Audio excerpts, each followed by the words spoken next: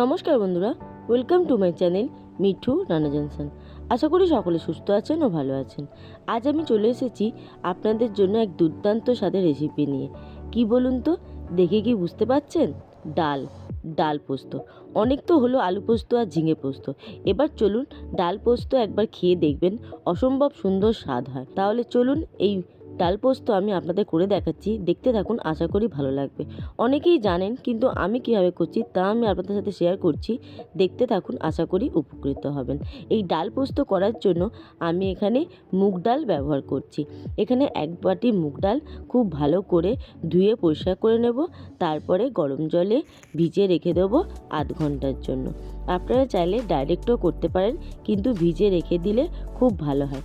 এখানে আমি সোনা মুগ ডাল নিয়েছি, আপনারা চাইলে নর্মাল মুগ ডালটাও নিতে পারেন। খুব ভালো করে ধুয়ে পরিষ্কার করে গরম জল দিয়ে ভিজিয়ে রেখে দেবো মিনিট 30 মতো। মিনিট 30 ভিজিয়ে রেখে দেবো। তারপরেই দেখুন মিনিট 30 পরে ফিরে এলাম, কতটা সুন্দরভাবে ডালটা গোটা গোটা হয়ে গেছে। এই পর্যায়ে সমস্ত ডালগুলোকে ঠিক এতটা পরিমাণে জল রাখবো, খুব বেশি জল দেব না, যাতে ডাল ডুবে না যায়। ডাল আর জলের পরিমাণটা সমান সমান রাখতে হবে। এইভাবে রেখে টিফিন বক্সের ঢাকনা বন্ধ করে দেবো। টিফিন বক্সের ঢাকনা বন্ধ করে দিয়ে টিফিন বক্সটা একটা প্রেসার কুকারের মধ্যে বসিয়ে দেব। প্রেসার কুকারে সামান্য পরিমাণে জল দেব, তারপর প্রেসার কুকারটা ঢাকা দিয়ে দেব। এটা কিন্তু স্টিমেই সেদ্ধ হবে। গ্যাসে প্রেসার কুকার বসিয়ে হাই ফ্লেমে 3টে সিটি দিয়ে নেব। প্রেসার কুকার ঠান্ডা করে ফিরে এলাম, দেখুন ডাব্বাটাও ঠান্ডা করে নিয়েছি। সমস্ত ডালগুলো কিন্তু বেশ সুন্দরভাবে গোটা গোটা আছে, খুব একটা গলবে না, একটু গোটা গোটাই রাখতে হবে। খুব বেশি গলে গেলে কিন্তু এই ডাল পোস্ত খেতে একদমই ভালো হবে না। দেখুন বেশ সুন্দরভাবে গোটা গোটা আছে। এবার রান্না করা পালা। তার আগে একটা পেস্ট তৈরি করে নেবো। এখানে 2 থেকে আড়াই টেবিল চামচ মতো আমি পোস্ত নিয়েছি, আর এই পোস্তর মধ্যে দিয়ে দিয়েছি 1 চিমটি মতো জোয়ানটা দিলে অনেকের পোস্ততে বা ডালে কিন্তু গ্যাস হয়ে থাকে। এই জোয়ান একটুখানি নিয়ে নেবেন, তাহলে কিন্তু গ্যাস হওয়ার সম্ভাবনাটা একদমই হবে না।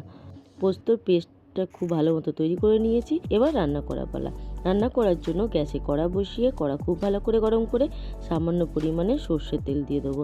তারপরে দিয়ে দেবো কালো জিরে আর কাঁচা লঙ্কা ফোড়ন, আর দিয়ে দেবো একটা পেঁয়াজ কুচি। আপনারা যদি সম্পূর্ণ নিরামিষ করতে চান সেক্ষেত্রে পেঁয়াজটা দেবেন না। আর এই ডাল পোস্ত অবশ্যই সর্ষের তেল দিয়েই করতে হবে, তাহলে কিন্তু ঘ্রাণটা অসম্ভব সুন্দর আসে।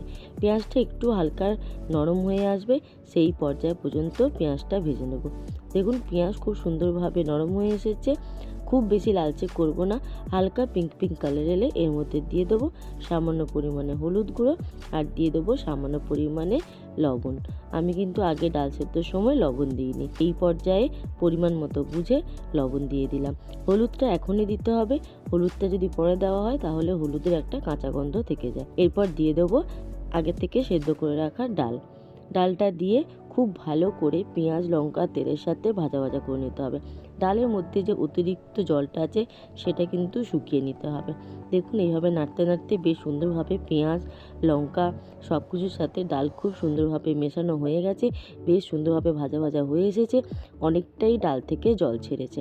এই পর্যায়ে দিয়ে দেবো আগে থেকে পেস্ট করে রাখা পোস্তটা দিয়ে পোস্তর মধ্যে যে অতিরিক্ত জলটা আছে সেটাও কিন্তু খুব সুন্দরভাবে নাড়াচাড়া করে শুকিয়ে নিতে হবে। একদম মাখা হবে। দেখুন এইভাবে নাড়াচাড়া করে পোস্তর যে অতিরিক্ত জলটা আছে সেটা কিন্তু শুকিয়ে নিতে হবে। আর কন্টিনিউ খুন্তি চালিয়ে যেতে হবে, নয়তো নিচে লেগে যাওয়ার চান্স থাকে। গ্যাসের ফ্লেমটা কিন্তু বাড়িয়েই রাখতে হবে। দেখুন সামান্য পরিমাণে চিনি দিয়ে দিলাম। চিনিটা দিলে কিন্তু এই রান্নার স্বাদটা দারুণ পরিমাণে বজায় থাকে। এবার অতিরিক্ত জলটা শুকিয়ে নিচ্ছি।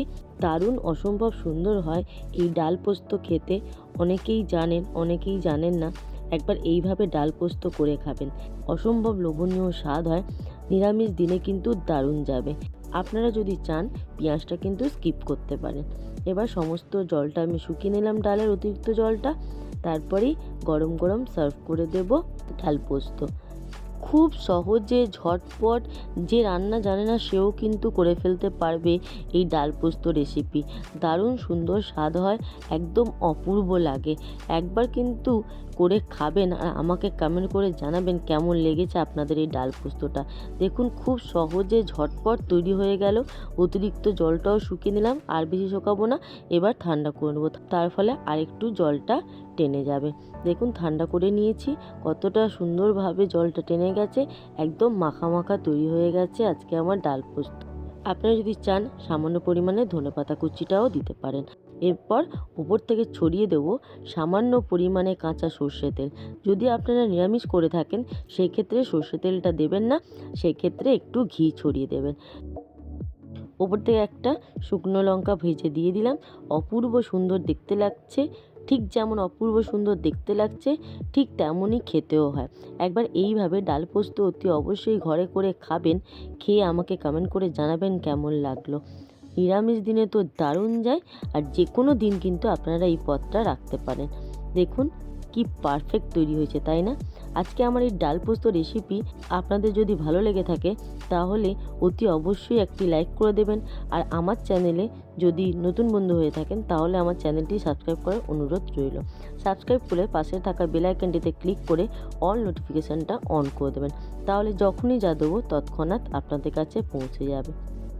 আজ তাহলে আসি, খুব শীঘ্রই দেখা হবে একটি দুর্দান্ত কোনো নতুন রেসিপি নিয়ে।